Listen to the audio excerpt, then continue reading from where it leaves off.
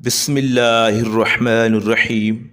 شروع اللہ کے نام سے جو بڑا مہربان نہایت رحم والا ہے۔ السلام علیکم ناظرین، کیسے ہو آپ؟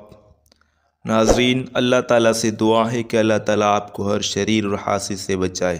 یمن و حبشہ کا بادشاہ ابرہ تھا۔ اس نے شہر صنعا میں ایک گرجا گھر بنایا تھا اور اس کی خواہش تھی کہ حج کرنے والے حجاج مکہ مکرمہ کے صنعا میں آئیں اور اسی گرجا گھر کا طواف کریں اور یہیں حج کا میلہ ہوا کرے۔ عرب خصوصاً قریشیوں کو یہ بات بہت شاق گزری، چنانچہ قریش کے قبیلہ بنو کنانہ کے ایک شخص نے آپے سے باہر ہو کر صنعا کا سفر کیا اور ابرہ کے گرجا گھر میں داخل ہو کر پیشاب پائخانہ کر دیا، اس کے در و دیوار کی نجاست سے آلودہ کر ڈالا۔ اس حرکت پر ابرہ بادشاہ کو بہت طیش آیا اور اس نے کعبہ معظمہ کو ڈھا دینے کی قسم کھا لی اور اس ارادے سے اپنا لشکر لے کر روانہ ہو گیا۔ اس لشکر میں بہت سے ہاتھی تھے اور ان کا پیش رو ایک بہت بڑا کوہ پیکر ہاتھی تھا جس کا نام محمود تھا۔ ابرہ نے اپنی فوج لے کر مکہ مکرمہ پر چڑھائی کر دی اور اہل مکہ کے سب جانوروں کو اپنے قبضے میں لے لیا، جس میں عبد المطلب کے اونٹ بھی تھے۔ یہی عبد المطلب جو ہمارے حضور خاتم النبیین صلی اللہ علیہ وسلم کے دادا تھے، خانہ کعبہ کی متولی اور اہل مکہ کے سردار تھے۔ یہ بہت ہی روبدار اور نہایت ہی جسیم و باشکوہ آدمی تھے۔ یہ ابرہ کے پاس آئے۔ ابرہ نے ان کو بہت تعظیم کی اور آنے کا مقصد پوچھا تو آپ نے فرمایا کہ تم میرے اونٹوں کو مجھے واپس دے دو۔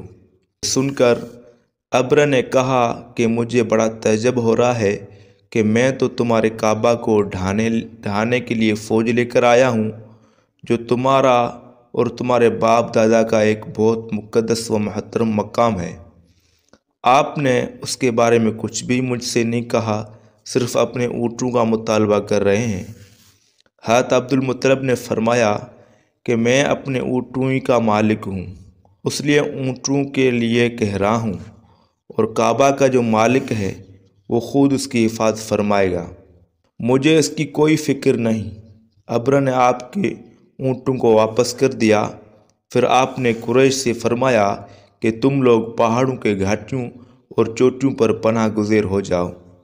چنانچہ قریش نے آپ کے مشورے پر عمل کیا۔ اس کے بعد حضرت عبد المطلب نے کعبہ کا دروازہ پکڑ کر بارگاہ الہی میں کعبے کی حفاظت کے لیے خوب رو رو کر دعا مانگی، اور دعا سے فارغ ہو کر آپ بھی اپنے قوم کے ساتھ پہاڑ کی چوٹی پر چڑھ گئے۔ ابرہ نے صبح تک اپنے لشکر کو لے کر کعبہ مقدسہ پر دھاوا بول دینے کا حکم دے دیا اور ہاتھیوں کو چلنے کے لیے اٹھایا، لیکن ہاتھیوں کا پیش رو محمود جو سب سے بڑا تھا وہ کعبہ کی طرف نہ چلا۔ جس طرف اس کو چلاتے تھے چلتا تھا، مگر کعبہ مکرمہ کی طرف جب اس کو چلاتے تھے تو وہ بیٹھ جاتا تھا۔ اتنے میں اللہ تعالیٰ نے سمندر کی جانب سے پرندوں کا لشکر بھیج دیا، اور ہر پرندے کے پاس 3 کنکریاں تھیں، 2 پنجوں میں اور 1 چونچ میں۔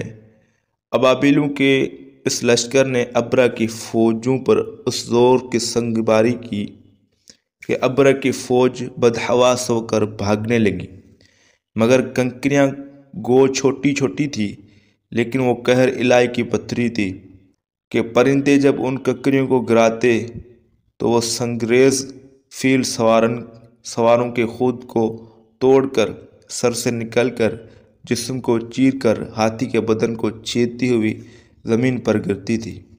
ہر کنکری پر اس شخص کا نام لکھا تھا جو اس کنکری سے ہلاک کیا گیا۔ اس طرح ابرہ کا پورا لشکر ہلاک و برباد ہو گیا اور کعبہ معظمہ محفوظ رہ گیا۔ یہ واقعہ جس سال وقوع پذیر ہوا، اس سال کو اہل علم عام فیل ہاتھی والا سال کہنے لگے، اور اس واقعے سے 50 روز کے بعد حضور سید عالم صلی اللہ علیہ وسلم کی ولادت ہوئی۔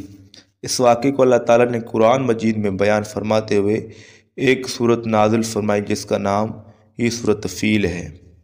تو ویڈیو اچھی لگے ویڈیو کو لائک کرو، شیئر کرو اور چینل کو سبسکرائب کرو۔ اللہ حافظ۔